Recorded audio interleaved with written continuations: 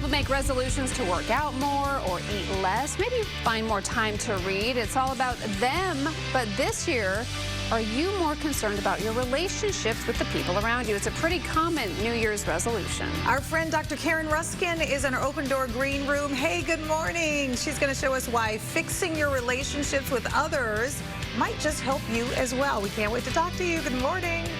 So when we think of New Year's resolutions, we often think about improving ourselves, but a popular resolution for most involves the relationships that we share with others.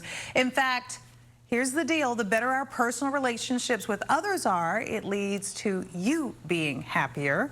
Dr. Karen Ruskin is here to explain why these relationship solutions are so important. Good morning to you. Good morning. And thank you for being here on Christmas Eve. My pleasure, anytime. Because people need to hear this. Yes. They always think, okay, I'm going to do better. But if your relationships are jacked, right, you're jacked. So that is what, it's so true. You're so right. That's what's fascinating. So if we this year look externally, outwardly to relationships to others, and we create resolutions based on others, it actually benefits us. Think about a concrete example.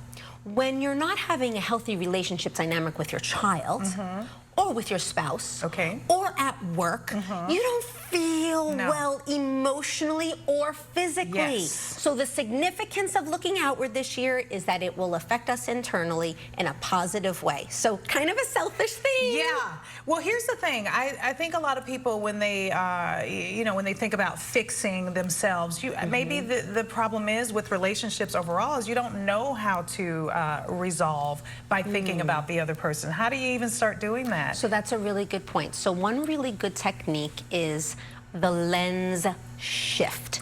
So think about the lens in which how we're viewing the other person usually comes from our lens, how our behavior, our thoughts of their behavior make sense based on our context. Think about their context. Here's an example. Your child, 3 years old, 2 years old, 4 years old, whatever age, isn't doing what you want them to do. So often people's lenses, you react to that. You react because the lens in which we view the child is, this is a power struggle, or you're being disrespectful, you're not listening to me, you're not obeying me. So if you view it through that lens, you're gonna then react also, because we as humans, we are reactive.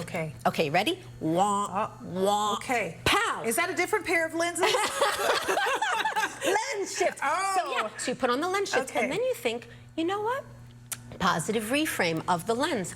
My child is independent and wants to make his or her decisions that are based on his or her inner voice. So then as a parent, don't I want to be supportive to help my child to gain the confidence, to feel that their voice matters?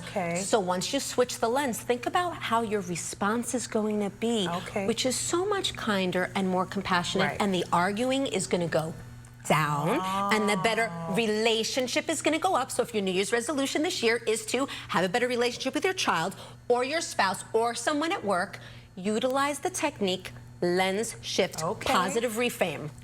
Bam. Bigger picture. Bigger than just you.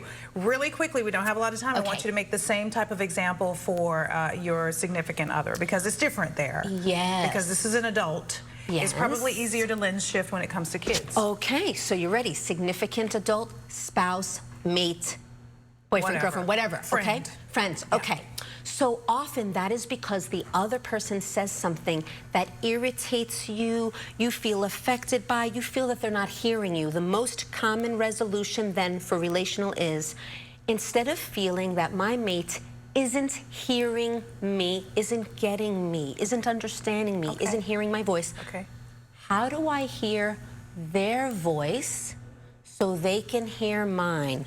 So it's the sandwich technique. Bread, meat, bread, or bread, cheese bread, or bread, lettuce bread, whatever it is. Bread, lettuce, bread. So first step is you communicate to them something that they need to hear so that they can hear you. So, honey, I noticed that you were sharing something with me that really was important to you. So first the bread, it's about them. You hear their perspective. Then is what's in the middle of it, which is you saying how you're feeling. When you share that with me, it's very difficult because it does make me feel not heard. Bread. But with that said, it's so important to me to understand your perspective first, so then we can eat a meal together. So then we can work together effectively. Okay? So we have the visual with the sandwich concept.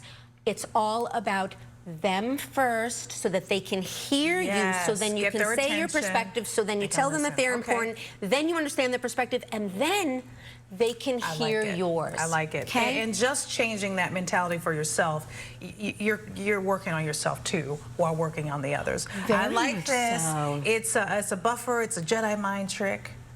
It's a Jedi mind trick. Well, I'm a Star Trek fan myself, very much back in the days of the black and white TV. Yes. So I just might say live long and prosper this holiday season. We'll all get it. Thank you so much for being here. Maybe this is a good New Year's resolution to try and shift the mind, change the lens. Yes. All right. April, you got this? You and I need to work on this because I was mainly talking about you here. Oh, wow. Wow. Just kidding. I had no idea our relationship needed so much work yet. I'm going to start working on my bread, my lettuce, and my bread.